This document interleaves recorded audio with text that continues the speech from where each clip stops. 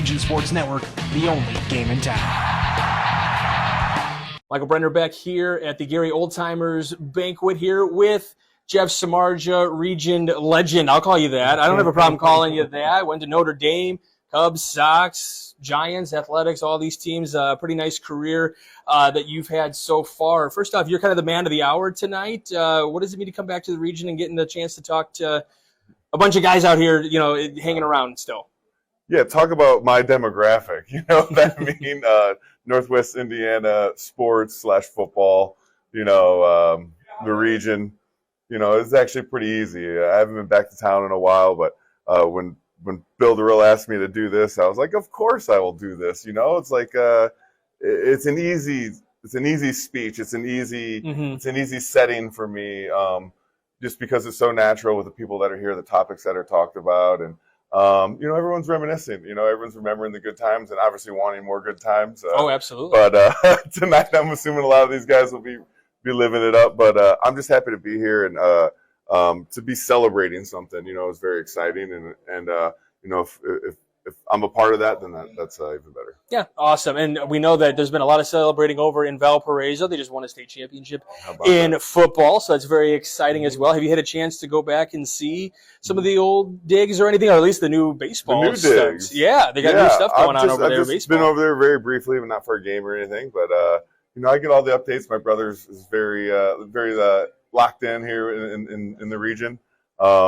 But yeah, that's so exciting for him. Our experience my junior year, we got runners up, and I'm just happy that those kids got to experience that and then win it all. You hate to say it's a letdown when you get there and then you lose, but there's such a big build up as a kid, and that's what since Pop Warner, that's all you're thinking about is winning a state title. Yep. And for them to achieve that is just really amazing, and they're gonna something they'll remember for the rest of their lives, and gives us us Vikings nice feather in the cap. We needed that. For sure. We've been close in basketball when I was younger with Bryce and Tim Bishop, and then we got close. We just couldn't seem to really break through. So 75, and then this year. It's great to see. Yeah, I'm glad you're following along still. And then you were just recently inducted into the Valparaiso Hall of Fame as well. What did that mean to you as a former Viking to be, welcomed back and then inducted into their Hall of Fame? Yeah, I'll tell you what. Being a kid there, walking through the hallways. It wasn't much of a Hall of Fame back then. I think they've obviously redone it with a lot of other things, like you said, at the school. But I remember these, walking down the hallway and a lot of different size plaques from different eras, with different guys that have been retired. And you look at it and you don't really think too much of it. And then, as you get older, you start to see how important those things are and the accomplishments that those guys did make. It's just special, anytime you're inducted like that, where people are recognizing something you did that was hard and hard fought and took a long time to achieve. It means a lot as a guy, because in sports there's not that many success moments. It's a lot of grinding and it's a lot of fighting and trying to survive and resiliency moving on to the next thing. So just to see that and to have put that little moment in time, it feels great. And it just realize all that hard work you've done paid off. Yeah, for sure. Now, you went on, obviously Valparaiso helped set you up for Notre Dame, and then obviously a career in the major league. So what do you feel like Valpo really helped you, or just your region connected has helped you kind of really, most of your career you stayed roughly in this neck of the woods, except for when you went out to California. But this neck of the woods, it means something to you clearly.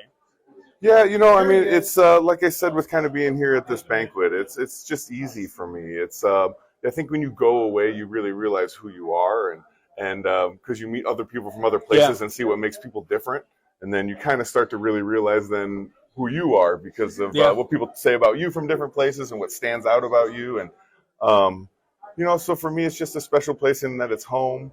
I'm very comfortable being here, and I enjoy it, and I get along with the people. We're kind of a certain type that I've learned. Yeah. Yes.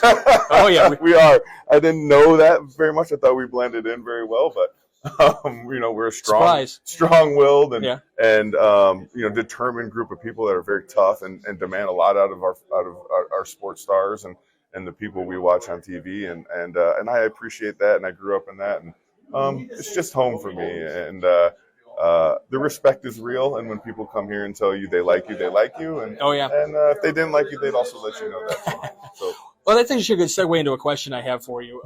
Talking about, I heard an interview recently with a catcher. Obviously, pitcher-catcher relationships are so vitally important in how you're going to game plan and how you're going to go out there and perform. And then wide receiver quarterback connections are so important.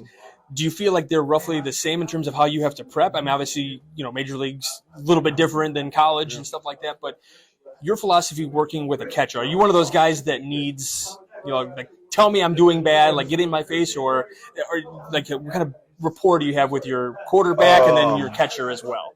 Yeah, they're very similar. One's obviously just more structured with its stagnant in positions, but other than that, they're very, very similar, and it's a very great observation because there has to be just an unwritten communication between the two of you, whether it's just eye contact or whatever that may be. It's kind of hard to explain. It's just something, if you do something 1,000 times over and over with somebody, kind of get on the same page with them based on defenses, based on the hitter, etc. So for me, it's very, very important. I think we see it all the time in pro sports. When one guy's they're a certain way for an X amount of years, and then one guy leaves the equation, and then the other guy's a totally different guy. So, I think it's very important to build that. And me as a pitcher in the big leagues, the most important thing is when the catchers would just hang out with us, as pitchers, and get to know us, get to know whether they need to yell at us or slap us on the butt or whatever, maybe give us space. There's different answers for different guys because we all come from different places. Correct. So, to have that intuition from a catcher or a quarterback is very, very important. And, it's hard to quantify. So it's hard to say this guy's better than than this and that, than that guy. But, from talking to guys, you get to know that. And then over time, you start to hear a pattern, right? Either this guy's really good at the intangibles or he has no feel whatsoever. So, it makes your job a lot easier when that guy you're working with is on point too. Perfect. I wanted to hear that from a little bit of a professional standpoint and how important those relationships are.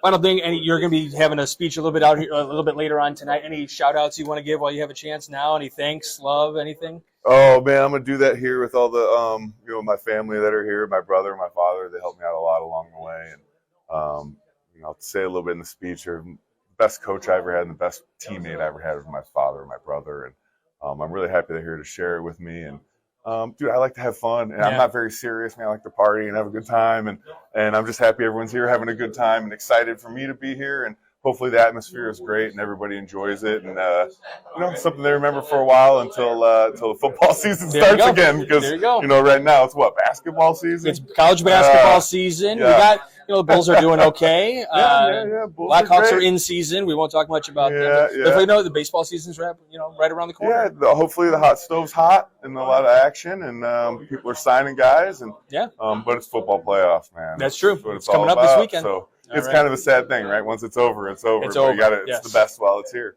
Yep, for sure. All right, well, thank you for taking time. We appreciate it. Thanks for having me. We'll have more here from the Avalon Manor for the Gary Old Timers Banquet here on the Region Sports Network, the only game in town. Welcome in, everybody, to the Region Sports Network here at the 76th Annual Gary Old Timers Athletic Association Banquet. I am Michael Brenner here along with Gene Johnson of Westside High School. Gene, you are the honoree tonight at the here at the banquet. What an exciting time for you. Tell me a little bit how this feels tonight. Oh, it's taking me back in time and making me really, really appreciate all of the love and the sacrifices that have been made by different individuals and people over a period of time. So I'm enjoying it well. Awesome. Now, you've been around at Westside since, what was it, 1960? We won't give the official year. We'll just call it that. Well, but you've been around at Westside for a long time. Just talk about your time there and what being a coach has meant to you over these years. Oh, well, that was what it was all about. It was the job teaching first. That was your first responsibility. That's what you were supposed to do. Then the enjoyment came because you were able to coach all the many different individuals that were allowed to play sports at that time. And so therefore, you enjoyed that and had a good time doing that. And you coached multiple sports. How did you kind of balance that idea? I mean, you had basketball, football, track and field. Did you do them all in one season over the course of a year, or did you just kind of split it up over time? Well, the school opened up in 1968, and in doing so, I was a single man then. And hey, in fact, I was trying myself at that time to play some football myself after football practice. So I started out as the football coach at Westside, and other opportunities availed themselves. And so football and basketball. And then after basketball, I gave basketball up and I went to wrestling. And I was also a part of the track program. So. Let's talk about track for a second. You had a state championship team. I'm sure that was very, very meaningful to you to watch those runners over the course of a season and then culminate with a state championship. That had to mean a lot to you. Of course. All championships won. In fact, any coach will tell you if you're able to win the championship, that's the ultimate goal. That's the end. In fact, just the other night, 2 nights or so ago, we saw with Georgia and TCU, they came together, clashed heads, and found out that the Bulldog is stronger than the Turtle. There you go. There you go. You have also been elected to the Indiana Football Hall of Fame as well. So I know a little bit about your past, man. I do a little reading on you. So that had to be another huge honor for you as well. You strike me as a guy who doesn't like to talk much about himself, but more about the students and the athletes that you coach. But it's more about also the fellowship and the friends and the assistants that you've had over the years. Well, I'm not talking about my particular working staff. I'm talking about the other coaches. Right. You're talking about Mark Hoppins and Leroy Marsh. Yeah. And all the other coaches that played a part. So yes. Yeah, absolutely. All right, one final question for you. Are you still in contact with a lot of your former players? Do you still get to see them every once in a while? Well, you still build those rapport and relationships? Well, let me say former players. I have 2 now that are still involved. Yep. We say former. They were on the championship track team that we were able to have in 2014. And right now, still, and I keep in contact with them every summer and everything. I keep in contact. But Lonnie Johnson's playing. He started off with the Texans. Correct. Left the Texans and went to the Chiefs. Yep. Then left the Chiefs and now is with Tennessee Titans. Okay. The other one, John V. Johnson. Yep. Started off with Dallas. Yep. Made their reserve squad and got injured. I recall that. And then after his injury, he went to the Bears. He was with the for a little while, and he finally wound up continuing to play in the Canadian League with Montreal Alouettes. Very cool. Very good. So you still keep in contact with them? Of course. Good. Of course. It gives me a chance to feel a little young. There you go. There you go. Keep up with the youngsters. All right. Those two are the final 2 of the other professional football players that were able to make it to the NFL. Yeah. It's a great story. It's got to be fun to watch their success, especially as someone who watched them as they were younger and continue to grow over the years and see the dedication and the hard work they put in as youngsters and how that's manifested into a great career. So I'm happy that you get to watch that. It's been a very illustrious career for you. I'm so happy that you get to be honored here tonight. I'm sure it's a big deal. Any shout outs you want to give? Anyone you want to especially thank here while you have a chance? Well, I want to thank, first of all, my wife. It's a good start. No. Let's back up. See if you can put this at the end of the tape. Okay. Praise God. Okay. Praise God for this. There you go. Because all of this is what He wants us to do. Understood. He wants us to encourage each other. Couldn't agree more. And just love each other. I agree more. We need a lot of that in this world. Like we love ourselves. So that's for now. After that, my wife, she's the one that was able to, put up with me and make it what it is. So it's all good. Very cool. All right. Well, thank you very much for taking the time to talk to us. Wish you the best of luck. You're having a nice little speech coming up in just a little bit. So Hopefully the words come out the way you want them. We're hoping. Yep, there you go. We got it. All right. Thank you very much for taking the time. We appreciate it. And all your dedication to high school athletics and beyond. So we'll have more here from the Gary Old Timers Banquet here on the Region Sports Network, the only game in town. Welcome back to the Gary Old Timers Banquet here on the Region Sports Network. Michael Brender here along with Marty Lipke. And Marty, you are kind of a guest of honor extended to Unexpected. Tonight. That's right. Yeah. So tell us a little bit about why you're here tonight and your role in this. Well, I played sports at Maryville High School, and Jeffrey is my nephew. His mom is my sister. Spoiler alert, we're talking about Jeff Samardzija, who's here tonight. He's one of our guest call him speakers. Jeffrey. Yes.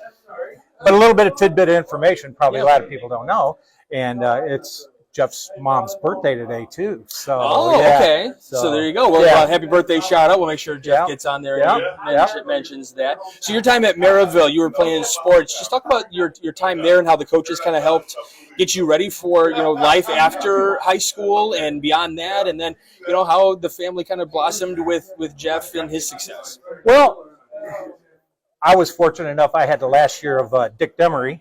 Okay. Yeah. And then I was the first year with Coach Hop. And that was just a great experience.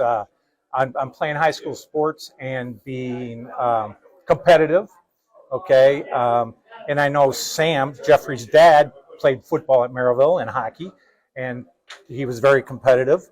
So I think competitiveness ran in the family. So I can see that. Good. Yeah, I can see that for sure. And then just your time. So you played under Coach Demery, and then have you still stayed kind of connected with the program a little bit at all, or following or anything? Because they've had a nice run the last couple of years. Yeah, I mean, I check it out, but I live in southern Indiana. And I really don't get to see too many of. Well, we do games all the time here on the Region Sports Network, so you can always check us out. Okay, Stay close to the program. But when Jeff started to have that success, what did that mean to the family a little bit? Oh, it was awesome. It started from when he played Pee-wee football or whatever you might call it. We'd come up periodically to come to his games and stuff like that, and all the way through high school. And by the time he went to college at Notre Dame, I don't even know if we missed a home game. Okay. So another fun thing was we got to see a few away games. At University of Tennessee was a lot of fun, and it was a great experience. It kept the family together. What I really remember too, as far as Jeff's involvement in the program, his freshman year, after the games, we'd have a tailgate with about 8 people. There you go. And that's it. I think it was Jeff and maybe Trevor Laws and stuff like that. And then by his senior year, Jeff and Trevor and all them would have to leave because there was just so many people. So it was kind of neat in 4 years how it all evolved into just chaos. For sure. But it was a lot of fun. I wouldn't have traded it for anything. So you said you're down in southern Indiana. So are you guys Reds fans, Cubs fans? I'm a Cubs fan. Cubs fan. All right. I'm a Cubs fan, IU basketball fan, Notre Dame football fan. I don't know if I'd be bragging about the IU basketball. No, but hey, because I'm there with you. I'm suffering with you. Cubs, IU, all that stuff. But no, it's great. So your involvement in sports, are you able to still kind of stay in touch with even down there in southern? Because you guys got some powerhouses down there in southern Indiana as well. What do you mean keep in touch? Just by still paying attention and seeing how high school sports is evolving. Oh yeah, there's a nice website called johnherald.net, and it does football and basketball, and I can keep track on scores and stuff like that with that. That's how I keep in touch. For sure. Plus, I still keep in touch with all my high school buddies, and there you go. Reminisce about that. What was your favorite place to go visit when Jeff was playing, whether it be baseball or football? Visit? Yeah, what was other than Notre Dame Stadium? Where would you like to go when you saw some of those road Tennessee was awesome. Okay. I mean, when they play Rocky Top with 100 and some thousand people, it gives you goosebumps. I imagine. Whether you're a Tennessee fan or not, it's just the play Neyland Stadium, you just start shaking, and then we beat them. So it was awesome. That makes it even better. Well, I appreciate you taking some time and telling us a little bit about the family and some more region sports and bringing some of the guys back to the region. So appreciate your time. Well, thanks for having me. I appreciate absolutely. All right, we'll have more here from the Gary Old Timers Banquet here from the Avalon Manor on the Region Sports Network, the only game in town. Region Sports Network, the only game in town.